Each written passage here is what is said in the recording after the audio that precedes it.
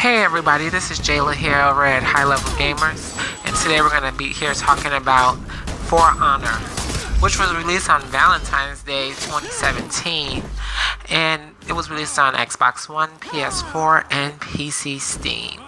See, I personally got a chance to play a little bit of the beta a couple days before they closed it, and I absolutely fell in love with this game. I think that the graphics on this game are just so realistic, especially on these next-gen consoles. Even with the game like being set in a feudal time, I think that Ubisoft really captured the essence of the time period. I liked the realization of the characters, like especially with things as if they fall or bleed damage, people being able to jump off of cliffs and still take damage but still survive, as that's a thing that ninjas and samurai and Vikings could do, and I mean people in general can do and actually survive. I really liked how they broke the game up into different classes, and they gave each class their very own set of fighting skills and techniques. A lot of them, yes, are spammable. I mean,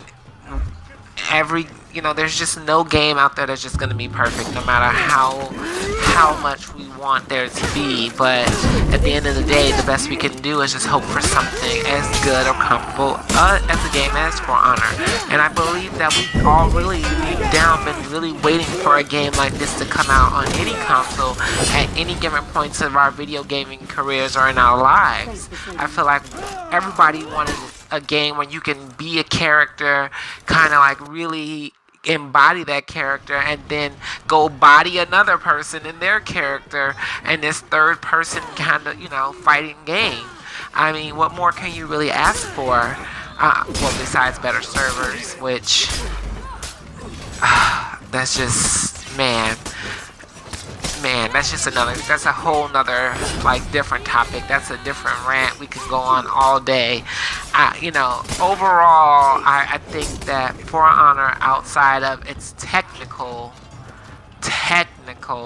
issues, is a very good game. I think it's very colorful. I like how they give you options to be able to change clothing and really make your characters unique. I like how they have the faction wars, so you can kind of get a sense of belonging and ownership of your character and what side you decide to choose to be on. The story mode is and actually, to be honest, I haven't even played through the story mode. And for that saying, I just jumped right into the game, right into playing online, especially because I play with my boyfriend, so that's just a thing we do as a couple. We tend to just get it in, I guess.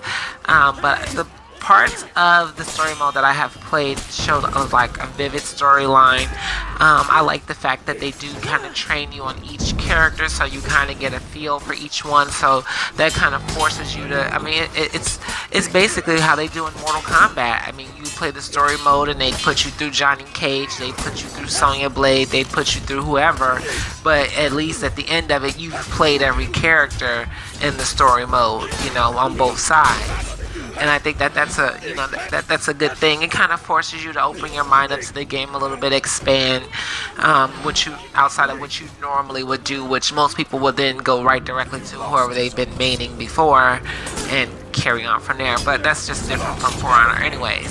So with that being said, I do like the fact that they have different classes. I like the fact that they have already DLC written for the game, which means that they planned for this and that this isn't something that's just randomly done about on the game. However, their technical issues that they're having, it seems like they really should have dumped a little bit more money and a little bit more time and invested in that, as that's the glue of the entire game. That's the part that attracts us all, especially people who take games like this very seriously and are about their stats, which when you give a game with stats, most people are going to be about those stats. I mean, you got a lot of players here who are passionate about their KD ratios and don't want to see them suffer because of lag or disconnections, and or because the server is just faulty and you can never really fully play a game.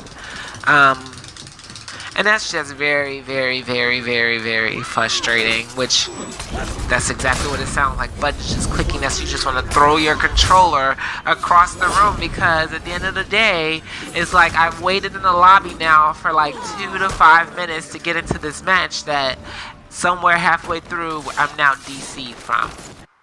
Thank you, For Honor. Thank you. But I guess if I had to give it a High Level Gamers rating, I would definitely rate this game as a must play. I would definitely say that anybody who's into any kind of fighting game scene, any genre, should definitely give For Honor a gameplay.